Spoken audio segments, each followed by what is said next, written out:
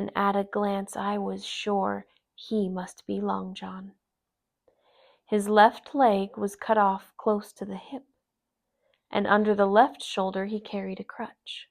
Story Bugs! Hello, and welcome back for the next chapters of Treasure Island, written by Robert Louis Stevenson and adapted by Deidre Lycan. This is part of the Great Illustrated Classics collection, and I can't wait to see what's next. Chapter 7, I Go to Bristol. It took longer than we expected until we were finally ready to go to sea. During that time, I lived at the doctor's house and was under the charge of Redruth, the doctor's friend and gamekeeper. After several weeks, we finally received a letter from the squire. His letter glowed with excitement. He had found a ship named the Hispaniola, which was claimed the most seaworthy. Then he explained that quite by accident he met an old sailor with one leg. The sailor had been a ship's cook and wanted to return to the sea.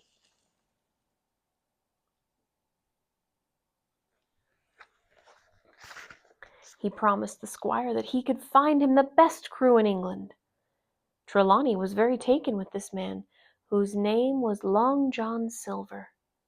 He assured us that the fellow was honest, hard-working, and quite clever. He also owned a tavern in the town and had a decent-sized bank account. The letter filled me with excitement and expectation. We were to leave for Bristol the very next day. I hurriedly ran to say goodbye to my mother, who was managing the inn quite well. That night I could hardly sleep.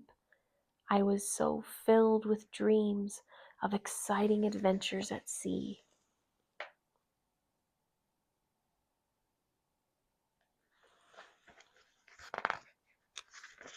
Chapter 8, At the Sign of the Spyglass. The ride to Bristol was long and uneventful. When I finally arrived, Squire Trelawney was there to meet me. We walked together along the docks, and to my great delight, I was able to see many ships of all sizes and types. In one, sailors were singing at their work. In another, seamen were climbing high above me on masts that seemed no thicker than a spider's web. Although I had lived by the shore all my life, it seemed I had never been near the sea till then.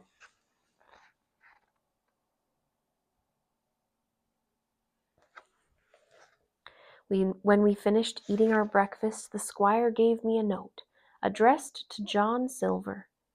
He owned a tavern called the Spyglass, and I was to go there to meet him and give him the note. I soon found the place. It was bright and freshly painted. The windows had neat red curtains, and the floor was cleanly sanded. As I was waiting, a man came out of a side room, and at a glance I was sure he must be Long John.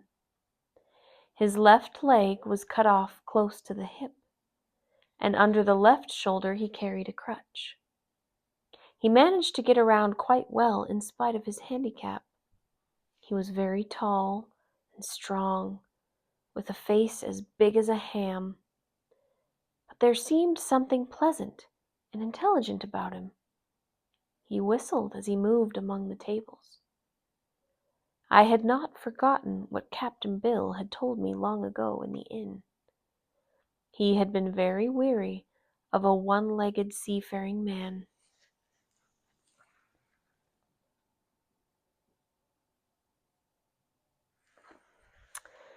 And actually paid me to keep... I would start again. He had been very wary of he had been very weary of a one-legged seafaring man, and had actually paid me to keep on the lookout for the man. But one look at this man before me was enough. I had seen Black Dog and the blind man, whose name I found was Pew, and I was pretty sure I knew what a buccaneer was like. Long John didn't look like one. So I got up my courage at once, crossed the threshold, and walked right up to the man and introduced myself. I was right. He was indeed Long John Silver. He took my hand in his large, firm grasp. Just then, one of the customers at the back of the tavern rose suddenly and made for the door. His haste attracted my attention, and I recognized him at once. It was Black Dog. "Oh," I cried, "stop him! It's Black Dog!" Long John sent one of his men out the door after the man. I explained that Black Dog was a buccaneer who had come to my own home not too long ago. Long John looked very serious and showed excitement and surprise.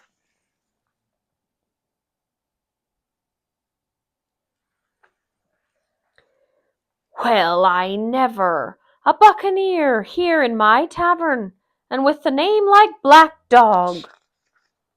All the while he talked, Long John stumped up and down the tavern on his crutch, slapping tables with his hand. He gave such a show of outrage that it would have convinced even a judge. My suspicions had been awakened when I saw Black Dog at the tavern. But now Long John had me thoroughly convinced that he had never seen the man before. He praised my sharp eyes for spotting the scoundrel and sat down to have a glass of rum. I immediately liked Long John.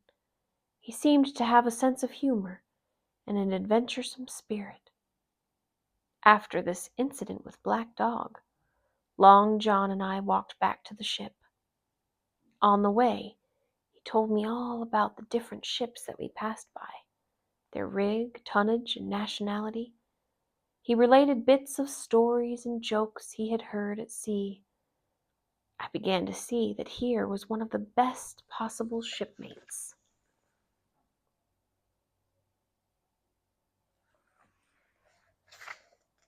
When we got to the ship, Dr. Livesey and the squire greeted us warmly. Long John told them what had happened from beginning to end with a great deal of spirit and total honesty. "That was how it were now, weren't it, Hawkins?" he would say now and again. We all regretted that scoundrel Black Dog had gotten away, but the squire soon cheered us all up with some good news. We would leave on our voyage the very next morning.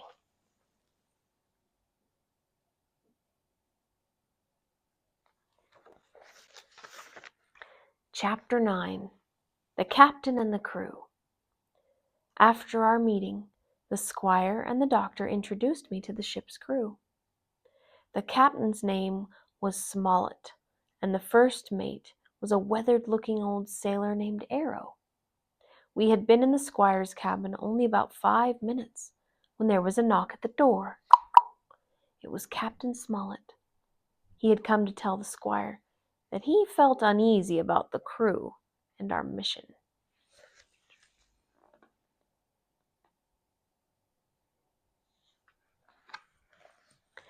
"I thought we were sailing on a secret mission," said Smollett, "and now I find that the crew is talking about going after treasure.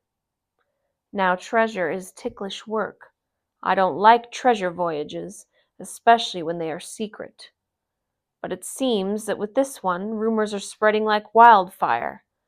Why, some of the men are even talking about a map with red crosses on it that show where the treasure is hidden."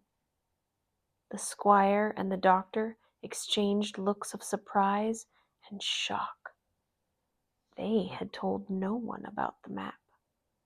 But somehow there had been a leak, and now the secret was not so well kept.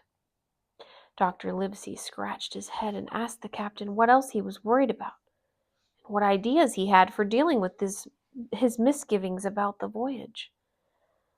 "Well," answered Smollett, "I don't like the looks of the crew, especially Arrow. He drinks a bit too much, and he mixes too freely with the men. A mate should keep to himself."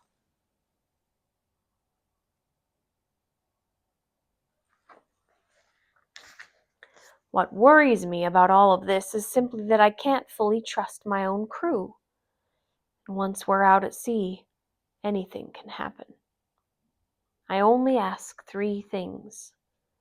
First, I beg you to hide this map carefully and to keep it a secret, even from me.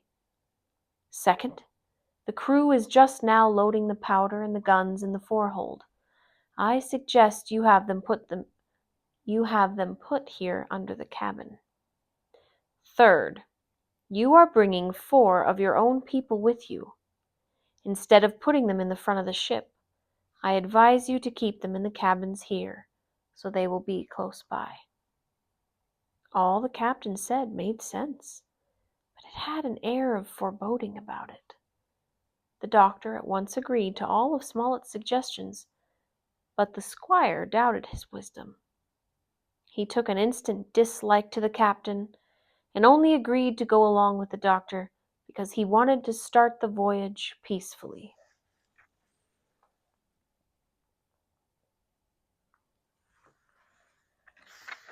We will come back next time for chapter 10 when this motley crew, finally takes off.